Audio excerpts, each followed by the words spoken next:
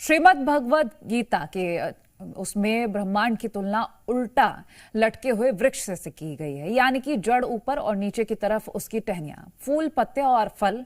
इसकी मिसाल खुद मानव शरीर है, जिसमें मस्तिष्क को हमारे शरीर की जड़ कहा जाता है। जैसे ये ऊपर होता है, वैसे ही ब्रह्मांड की जड़ यानी कि इसे बनाने वाले सुप्रीम पावर का लोक सबसे ऊपर है। इसे ही वेदों में देवलोक कहा गया है। ये लोक है सृष्टि की रचयिता ब्रह्मा, विष्णु और महेश का। वेदों के मुताबिक ये तीनों ही देव ब्रह्मांड के 3 अलग अलग लोकों में रहते हैं। इन्हीं लोकों में से एक है मोक्ष का धाम, जिसे भगवान विष्णु का वैकुंठ लोक कहते हैं।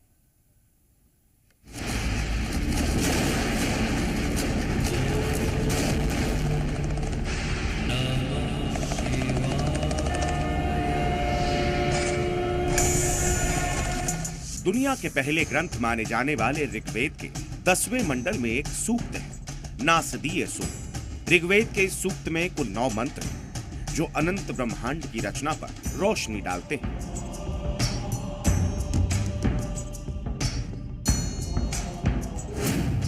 नासदा सिन्नो सदा सित्तदानी नासीद्रो नो व्योमा परो यत्। इस श्लोक के मुताबिक ब्रह्मांड की उत्पत्ति शून्य से हुई। इससे पहले किसी का कोई अस्तित्व नहीं था। दूसरा मंत्र कहता है, न मृत्यु रासदी मृतंग न तरहि नरात्या अहन असीत प्रत्येकता।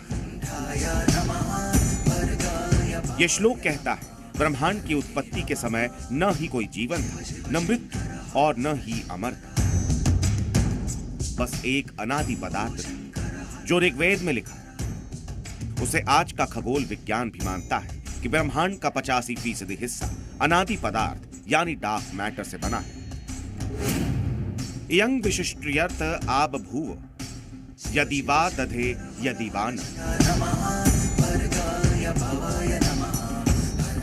इस तरह नासदीय सूक्त का यह निष्कर्ष देता है कि जब ब्रह्मांड की उत्पत्ति के पहले जब कुछ नहीं था, तब इस सृष्टि की रचना का स्रोत क्या था, कौन था?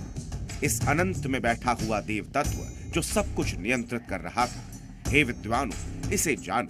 ऋग्वेद में यहीं से सृष्टि के रचयिता, इसके पालक और संहारक का जन्म हुआ, ब्रह्मा, विष्णु और महेश के रूप में। इसके मुताबिक भगवान शिव इस ब्रह्मांड के वो तत्व है जिसे आज का विज्ञान डार्क मैटर की संज्ञा देता है। डार्क मैटर ब्रह्मांड की वो चीज है जिससे ब्रह्मांड का 85% हिस्सा बना है, और यही मैटर पूरे लौकिक और अलौकिक ब्रह्मांड को रहस्यमयी ऊर्जा में बांधे हुए। ऋग्वेद के मुताबिक भगवान शिव इस ब्रह्मांड के 8वें आयाम में रहते हैं। अब यहाँ आयाम का वेद और विज्ञान भी समझ लीजिए। आयाम यानी विज्ञान का डायमेंशन।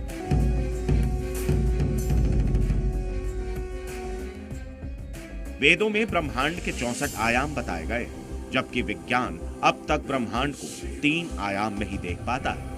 तीसरे आयाम को वैज्ञानिक भाषा में 3D यानी थर्ड डिमेंशन कहा जाता है। मतलब 3D में मानव आंख किसी भी चीज को लंबाई, चौड़ाई और मोटाई में देख सकती है। विज्ञान चौथे आयाम को समय कहता है। ये गणित के कॉन्सेप्ट रूप में तो क्लियर है, लेकिन ब्रह्मांड के इस आयाम को देखना संभव नहीं हो सकता। विज्ञान समय को मापने में तो सफल हुआ, लेकिन इसे देखा नहीं जा सकता, क्योंकि अब तक चौथे आयाम को देखने की तकनीक हमारे पास नहीं। लेकिन वेदों में आयाम की कल्पना चौथे आयाम से कहीं आगे तक है। अव्वल तो हमारे वेद 4 आयामों को ब्रह्मांड का नश्वर हिस्सा मानते हैं, यानी यहां हर चीज की उम्र तय है। वेदों के मुताबिक इस ब्रह्मांड में जो भी देव तत्व यानी कभी खत्म नहीं होने वाला हिस्सा है, वो 5वें आयाम से शुरू होता है। ब्रह्मांड के 5वें आयाम में ब्रह्मा रहते हैं। इसी आयाम से अलौकिक ब्रह्मांड का लगातार निर्माण होता है। 6ठे आयाम में महाविष्णु का लोक है।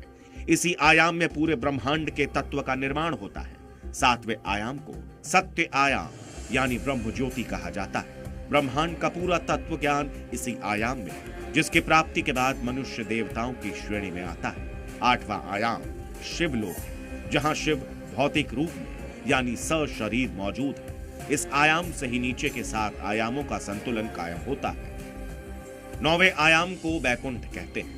वेदों में मोक्ष की अवधारणा इसी 9वें आयाम से जुड़ी है। 10वें आयाम को अनंत कहा जाता है।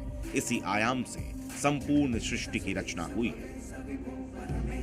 इसीलिए वेद कहते हैं शिव है तो सृष्टि, शिव है तो जीव। इसीलिए